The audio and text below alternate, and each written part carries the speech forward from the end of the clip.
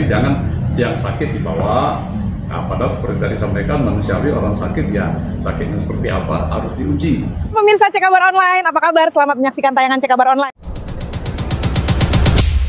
Bang, terkait katanya berkas kita udah P21 di Kejati sendiri sudah mengatakan iya, tapi dari pihak polisi Polda belum ada statement sampai sekarang lah. Kalau dinyatakan kita udah P21 seperti apa nih, mungkin dari pihak DRG sendiri memang benar atau tidak?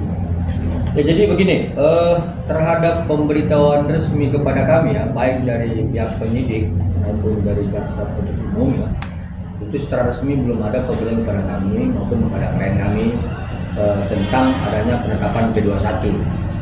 Tapi jadi memang sudah beredar ya di media bahwa dari pihak Kejati dari Kasipenkum sudah menyatakan bahwa berkas tersangka dengan inisial NM dan IM itu sudah ditetapkan menjadi P21 pada tanggal 28 Mei 2025 ya, seperti itu.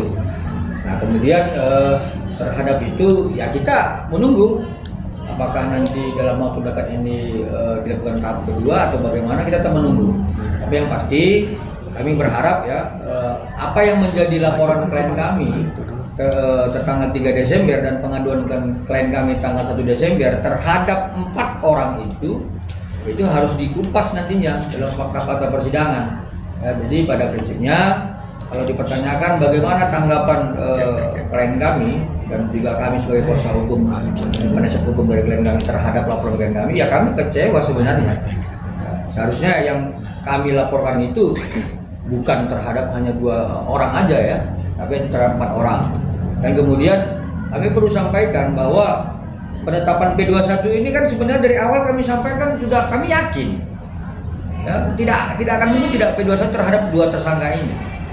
Tapi yang jadi persoalan kalau kemudian ada rekan-rekan sejawat kami ya, praktisi hukum yang lain berpendapat lain, yang mungkin karena mereka tidak memahami peristiwa hukumnya, mereka tidak memahami alat bukti dan barang bukti yang kami sajikan kepada penyidik. Ya, jadi sesungguhnya kalau kita berbicara tentang kewenangan advokat, itu jelas dituangkan dalam Undang-Undang 14 tahun 2003 di pasal 14-15. Kami ini kan penasihat hukumnya Dr. Reza Gladys yang menangani perkara ini. Ya, kami berpendapat ya pasti dengan peristiwa hukum yang sebenarnya. Nah, jadi ini ya satu sisi kami menyampaikan bahwa adanya pendapat-pendapat tentang yang menyatakan tidak akan P21 ternyata itu keliru ya. Jadi ke depan kami berharap janganlah terlalu banyak mengiring-giring opini sehingga membuat satu informasi sesat terhadap masyarakat. Seperti itu. Bang, sudah P21 nih kita mendengar kabar bahwa NM tiba-tiba sakit dan masa penahanan ditambah sebulan 30 hari. Nah, mendengar itu di mana mungkin dari pihak RG sendiri? Saya rasa sebenarnya hari ini kan nyata sudah P21 ya, diketahui oleh umum ya, tapi suratnya itu per tanggal 28. Nah, kemudian dinyatakan P21 itu adalah bagaimana tindak lanjut secara undang-undang dilanjutkan dengan penyerahan barang bukti dan tersangka ya, yang 2 ini ya. Nah, kalau tadi alasan seperti ada sakit ya, jaksa penuntut umum dalam hal ini menunggu, sifatnya seperti yang dijelaskan tadi, menunggu sampai datangnya penyerahan tersangka dan barang bukti. Nah, bagaimana pengujian kalau dinyatakan sakit itu kan sakit seperti apa kan harus dibuktikan. Kalau dari penyidik ada dokter khususnya, kalau dari pemerintah ada. Kalau bila perlu pembanding dari kita penasihat hukum menyediakan dokter apakah benar sakit. Tapi saya pikir itu sudah jauh untuk meyakinkan. Tapi pemerintah atau dokter penyidik sendiri menyatakan sakitnya harus seperti apa. Tidak dianggap sakit-sakit seperti biasa. Kalau memang itu tidak ada menyimpulkan sakit, ya itu kewajiban dari penyidik menyerahkan tersangka dan barang bukti. Nah, selanjutnya itu setelah tahap 2, bahasanya tahap 2, lengkap secara formil dan material, maka jaksa dalam hal ini dapat melakukan penahanan kejaksaan 20 hari. Jadi kalau di dalam proses penahanan atau di dalam proses kejaksaan itu, saya pikir jaksa dalam hal ini kan sudah mempelajari berkas perkara secara lengkap, secara utuh, formil dan material. Jadi saya pikir dengan membuat konsep surat dakwaan sebelum dilimpah, ya mungkin jaksa ini membuat, ya saya pikir nggak susah lagi membuat suatu surat dakwaan dengan kelengkapan berkas yang sudah lengkap. Jadi nggak sampai 20 hari, saya pikir kewenangan di jaksa dalam penanganan ini sudah dilimpah berkas perkara untuk dilanjutkan ke pengadilan. Nah, pengadilan lah nanti akan membuka semua bukti-bukti yang ataupun berkas perkara secara terbuka untuk umum. Ya, di situ akan kita lihat apa yang kita laporkan selama ini akan teruji di pengadilan. Jadi itu mungkin penjelasan untuk Pak P1. Jadi kita jangan ragu lah, sakit seperti apapun itu tidak hanya dalam ucapan teman sejawat yang bilang dia dalam kondisi sakit, tapi pembuktian sakit secara formil harus ada pada kita. Bila perlu kita menyiapkan dokternya, meyakinkan bahwa yang bersangkutan benar-benar sakit, yang benar-benar nyatanya tidak sakit. Sudah jaksa menunggu hasil penyerahan tahap kedua dari penyidik. Itu mungkin Bang, ini ada indikasi untuk diperlama atau gimana gitu Bang, mungkin Bang? proses diperlama. Saya pikir ya kalau sudah P21 undang-undang kan tidak ada alasan lagi untuk menunda-nunda.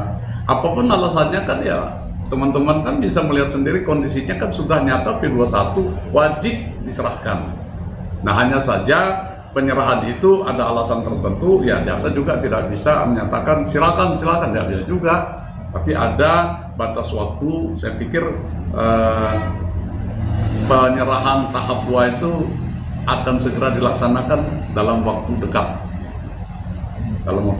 sehingga proses itu sudah kewenangan penuh pada penuntut umum.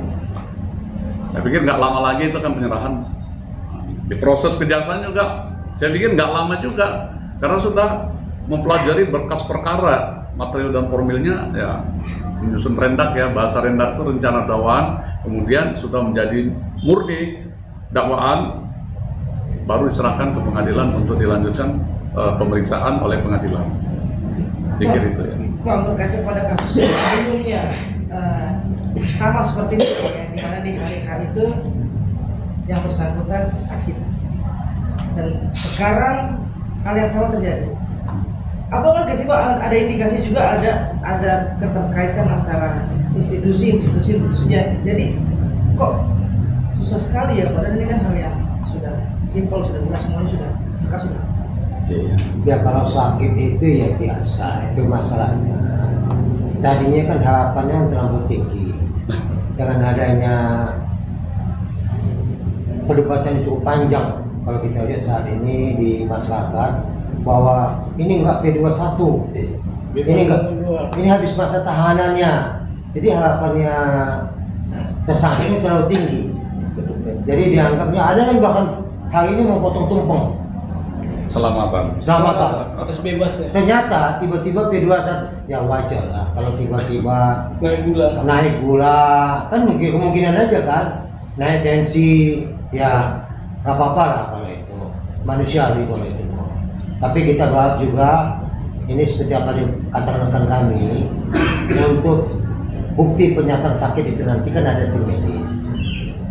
Kami yakin percaya kok nggak lama ini sakitnya karena shock aja tiba-tiba, mestinya bebas, mestinya tidak P21, kok bisa jadi P21, kok bisa diperpanjang tahanannya. Nah ini membuat ya kita manusiawi kita. Bang, bicara soal batas waktu dalam prosedurnya itu berapa lama Bang untuk kejaksaan menunggu pelimpahan kedua ini? Batas waktu tidak ada ditentukan batas waktu, tapi yang jelas sudah diperpanjang 30 hari dan itu tidak akan lama.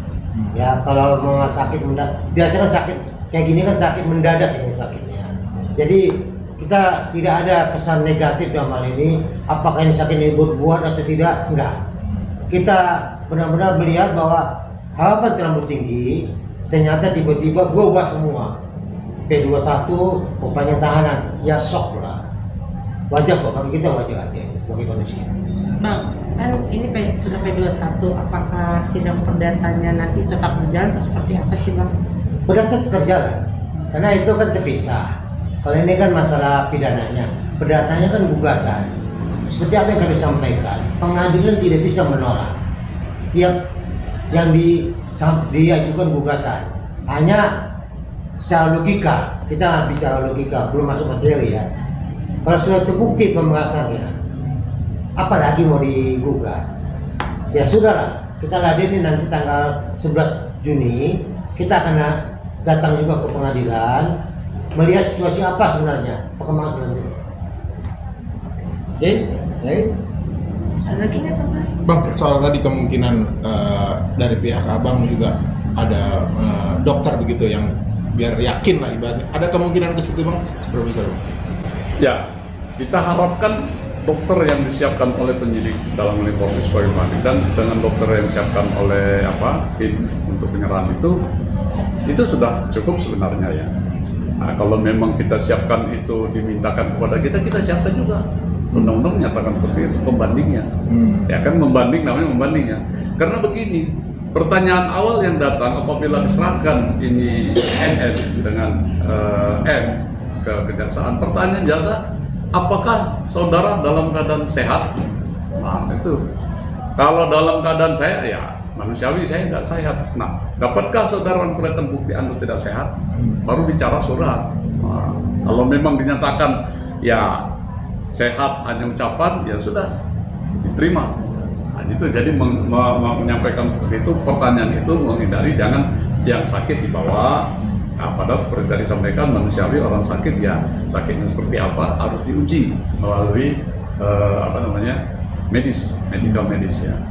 Itu dari pihak abang sendiri belum ada menerima keterangan apapun ya Pak?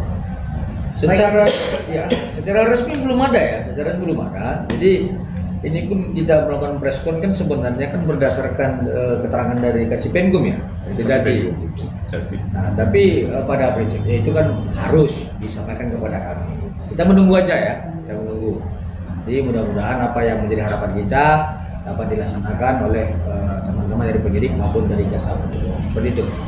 Tapi ada kewajiban nggak sih Bang, dari pihak mereka untuk harusnya memberitahu ke pihak abang sendiri? Ya, jadi pada prinsipnya kan SP2HP itu kan wajib diberitahu kepada kami, ya. Contoh begini, apakah tentang pemanggilan ini contoh ya, tidak usah dulu pada satunya. Terhadap pemeriksaan siapa dengan siapa dan bagaimana setiap bulan ini kan harus diberitahu kepada kami. Apalagi dengan perkembangan proses seperti tahapan ini, itu wajib sampai kepada kami ya, sebagai kami pelapor ya. Oke, yang lain? Bang, ini kan tanggal 28 kita bilang tiba-tiba mekanisme baru diumumkan sekarang. Seperti apa sih Bang mekanisme surat P21 di mana sebenarnya Bang? Biar itu proses administrasi ya. Surat itu diketahui dijelaskan ada tanggal 28 Mei ya, itu dibuat nomor 21. Nah itu kan ada proses. Mungkin penandatanganannya secara resmi, pengirimannya ke penyidik itu, kemudian penyidik menerima secara resmi, barulah semacam ada bahasa disposisi dari pernyataan diterima secara resmi tanggal hari ini, tanggal 2. Diketahuinya kalau P21 dari pihak kejaksaan sudah jelas pengirimannya tanggal 30 ya. Tanggal 2. Jadi itu proses administrasi saja. Yang dianggap ya sudah diterima, tinggal menunggu aja tahap penyerahan tersangka dan barang bukti. Jadi bukan mendadak Bang ya? Saya pikir ya nggak mendadak lah. Kalau mendadak itu pada waktu kan siapa yang mau bekerja itu profesional semua ini, para jasa, para penyidik, saya pikir udah terbiasa lah menjalani seperti itu. Soalnya kan diumuminya pas dari titik terakhir ya, Bang. memang diharapkan hari ini tanggal 2 itu penyerahan tahap 2. Tapi kenyataannya karena ada sesuatu masalah yang menurut dari pihak sana sakit, ya kita lihat juga. Jadi kita sebenarnya masih menunggu dari pemberitahuan dari tahap 2.